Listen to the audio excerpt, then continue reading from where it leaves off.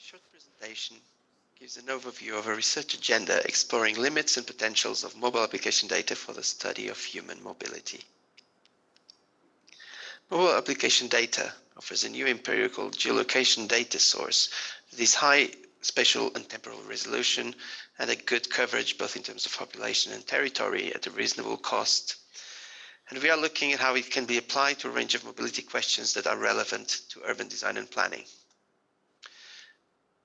We have acquired a test data set for this purpose that covers the entire country of Sweden over a period of 3 months in the autumn of 2019 and the month of November 2020.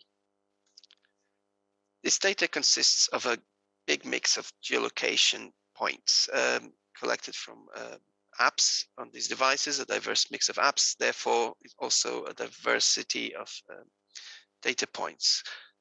In some cases, it captures very high resolution trajectories similar to GPS logs. In other cases, isolated points similar to social media data. And in other cases, a bit more frequent check-ins that could represent travel diaries or travel survey data. The first analysis that we did was of human mobility indicators in 2019 and 2020, such as trip distance, frequency, and radius of gyration, to understand the different patterns across neighborhoods. And we found the data was actually quite sparse at the neighborhood level and not representative.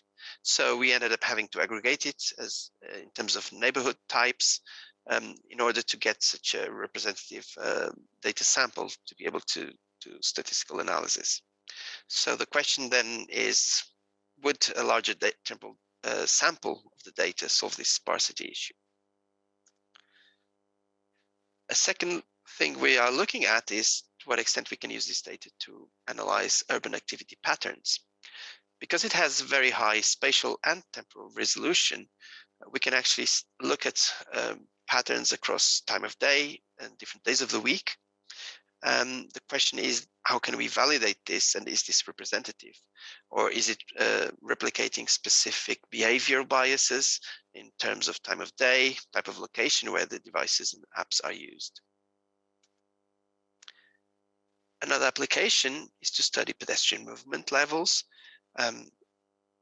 We have several surveys conducted in different cities, and the aim is to see to what extent, using this data set and aggregating it as trajectories at the street level, we can replicate the levels of movement that have been observed in those locations, and thus create more extensive pedestrian movement data sets of entire cities.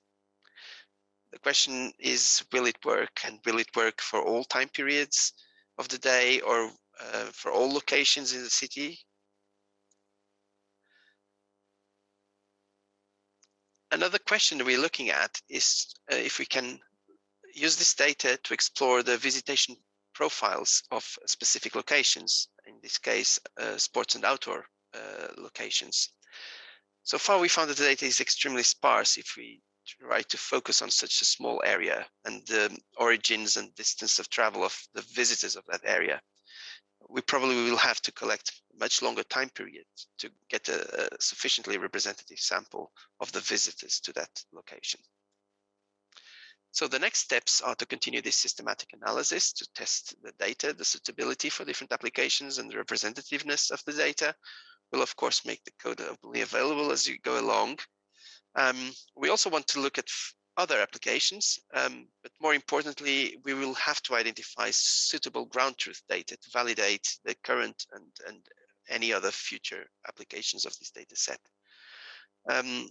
Also, the solution seems in some cases to be an increase in data and collecting more data, but that also requires new technical solutions to address this increase in data.